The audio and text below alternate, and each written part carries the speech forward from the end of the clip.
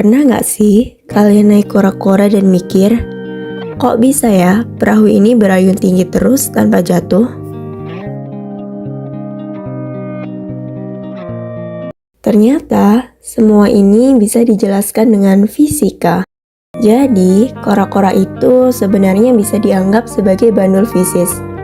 Bandul ini berayun karena gaya gravitasi yang menariknya kembali ke posisi setimbang. Nah, gaya yang bikin kora-kora terus berayun ini disebut dengan gaya pemulih. Semakin besar sudutnya, maka semakin besar pula gaya pemulihnya.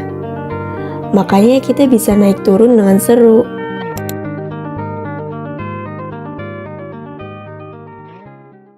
Tapi tenang, kalian gak akan jatuh. Karena pergerakannya mengikuti hukum gerak harmonik sederhana.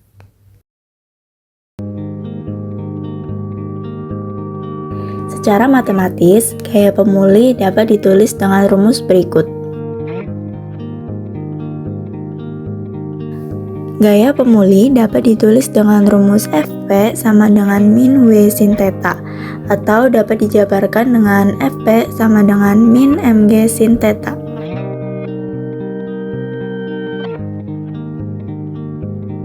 Hukum Newton 2 dapat dituliskan dengan sigma torsi sama dengan I dikali alfa, atau dapat dijabarkan menjadi L dikali Fp sama dengan I dikali alfa. Lalu Fp dijabarkan kembali menjadi L dikali min Mg sin theta sama dengan I dikali alfa. Hasil akhirnya adalah L dikali min Mg sin theta sama dengan I d kuadrat theta per dt kuadrat. Asumsikan theta sangat kecil, maka sin theta akan sama dengan theta. Sehingga I dikali d kuadrat theta per dt kuadrat sama dengan min L Mg sin theta.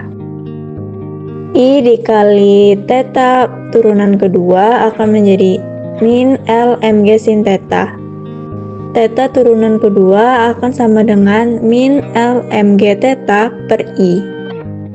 Persamaan GHF dapat ditulis sebagai I sama dengan min LW kuadrat kali theta. Theta turunan kedua plus W kuadrat theta sama dengan min LMG theta.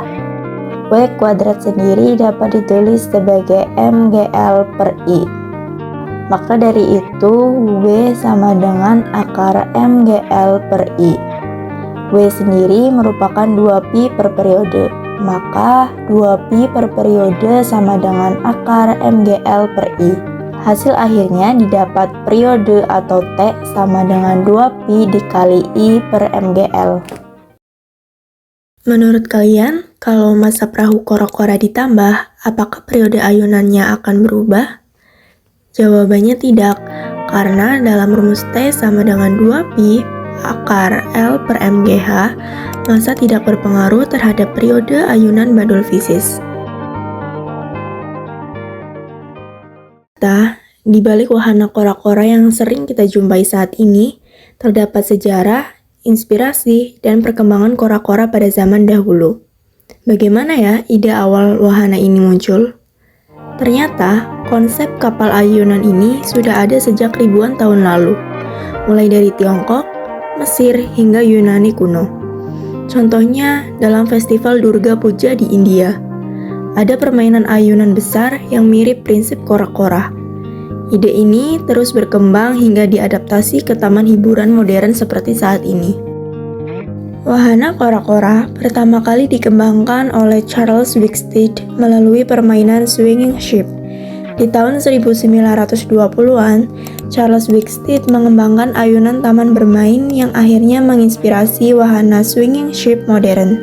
Wahana swinging ship pertama yang diproduksi secara massal adalah The Buccaneer di Amerika Serikat pada tahun 1980-an. Sedangkan kora-kora di Indonesia mulai populer setelah Dufan membangunnya pada tahun 1985. Wahana ini dinamai sebagai kapal bajak laut. Kenapa ya saat kita naik kora-kora kita nggak terbalik? Kalau kita ada di puncak ayunan, kenapa kita nggak jatuh? Hal ini karena ada gaya normal dari kursi yang menekan kita ke bawah. Siapa di sini yang suka angkat tangan saat di puncak kora-kora? Kenapa ya rasanya seperti melayang? Jawabannya, karena di puncak ayunan, percepatannya hampir nol, sehingga gaya normal sangat kecil, dan kita merasa seperti melayang. Ternyata, terdapat efek fisika pada tubuh penumpang saat sedang naik kora-kora loh. Pada saat di dasar ayunan kora-kora, sensasinya akan berkebalikan dari puncak. Di dasar ayunan kora-kora, perahu sedang bergerak paling cepat. Percepatan ke atas terjadi karena adanya perubahan arah gerak dari turun ke naik. Gaya normal jadi lebih besar dari berat tubuhmu. Kamu terasa lebih berat dari biasanya. Itulah kenapa kadang kita merasa, aduh, badanku kayak ditekan ke kursi. Saat berada di puncak ayunan kora-kora, tubuhmu mengalami sensasi ringan atau seperti melayang. Itu terjadi karena di puncak ayunan arah gerak sedang berubah dari naik ke turun.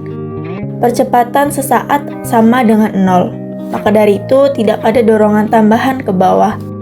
Gaya normal akan berkurang drastis, bahkan bisa mendekati nol kalau kecepatan dan sudutnya pas. Makanya, kamu merasa seperti, wah, perutku mengambang. Efek ini sering bikin orang teriak tapi senyum karena campuran antara tegang dan senang. Jadi bisa dibilang, bahagia di puncak kora-kora bukan cuma kiasan, tapi juga hasil dari fisika. Jadi, apa yang bisa kita pelajari dari kora-kora? Yang pertama, fisika di balik kora-kora. Ayunan kora-kora mengikuti prinsip bandul fisis, di mana gaya pemulih selalu berusaha mengembalikannya ke posisi seimbang. Periode ayunan hanya bergantung pada panjang lengan ayunan dan gravitasi, bukan massa perahu atau jumlah penumpang. Sensasi melayang di puncak ayunan terjadi karena gaya normal hampir nol, membuat tubuh terasa ringan. Yang kedua adalah sejarah dan perkembangannya.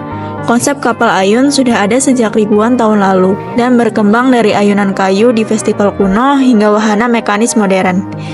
Teknologi kini memungkinkan penggunaan motor listrik dan hidrolik untuk meningkatkan stabilitas dan keamanan wahana. Yang ketiga adalah fisika untuk keamanan. Insinyur menggunakan perhitungan periode ayunan, gaya maksimum, dan sudut aman untuk memastikan penumpang tetap nyaman dan aman.